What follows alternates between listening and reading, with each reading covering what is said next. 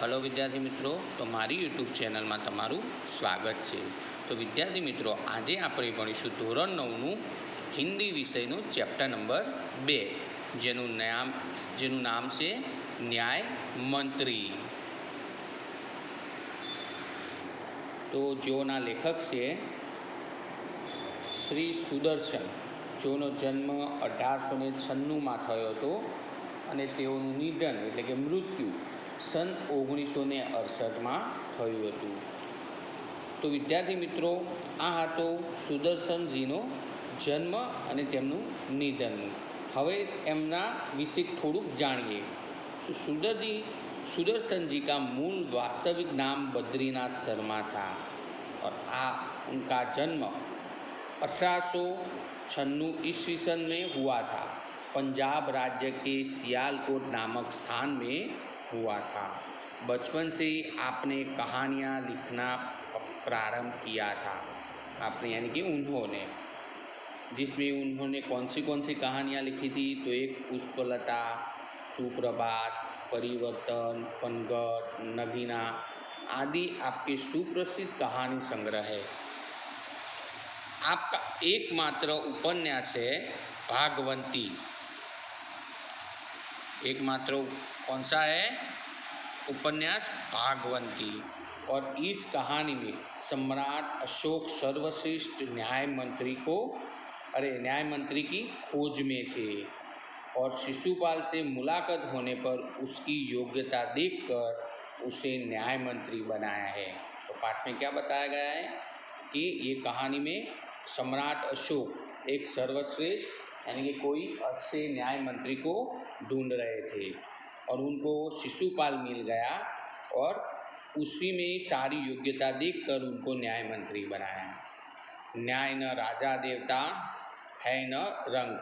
अगर जो अच्छी तरह राजा ही न्याय नहीं कर सकेगा तो राज्य कैसे चलेगा। तो न्याय तंत्र पर विश्वास दिलाने के लिए यहाँ प्रयास किया गया है। नई पीढ़ी के लिए इस प्रेरक कहानी द्वारा न्याय तंत्र की जिम्मेदारी का भी महत्व समझाया गया है। तो चलो बच्चों, हम पाठ को विस्तार से पढ़ते हैं।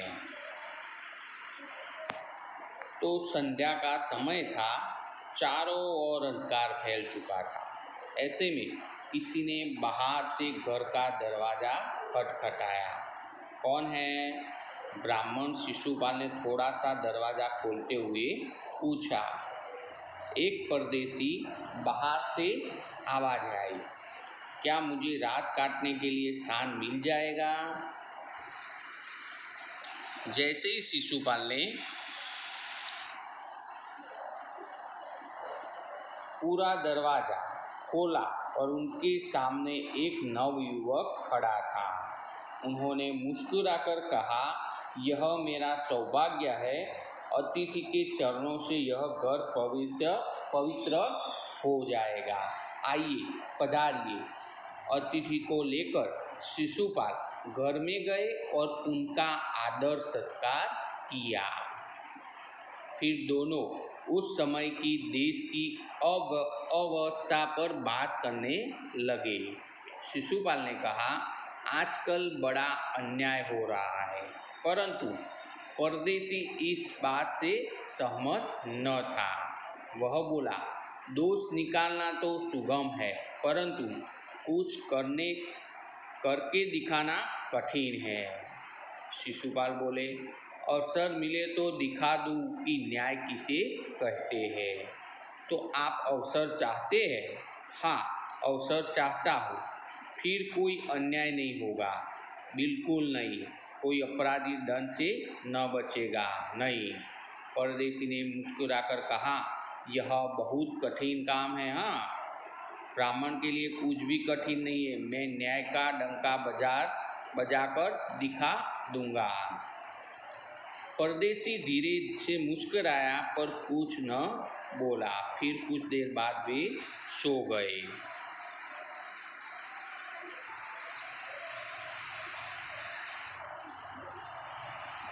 सुबह उठकर परदेसी ने शिशुपाल को धन्यवाद देकर उसे विदा ली।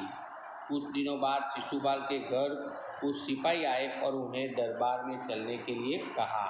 शिशुपाल सहम गए। वे समझ नहीं सके कि सम्राट ने उन्हें क्यों बुलाया है। कहीं उस परदेसी ने तो सम्राट से झूठी सच्ची शिकायत नहीं कर दी ना। दरबार में पहुंचकर शिशुपाल का कलेजा धड़कने लगा जब उन्होंने देखा कि परदेसी ही सम्राट अशोक है। ओहो, शिशुपाल को क्या लगा तो जो मेरे घर पे आए थे परदेसी वो ही सम्राट अशोक है। सम्राट बोले, ब्राह्मण देवता, मैं आपको न्याय का अवसर देना चाहता हूँ, आप तैयार हैं?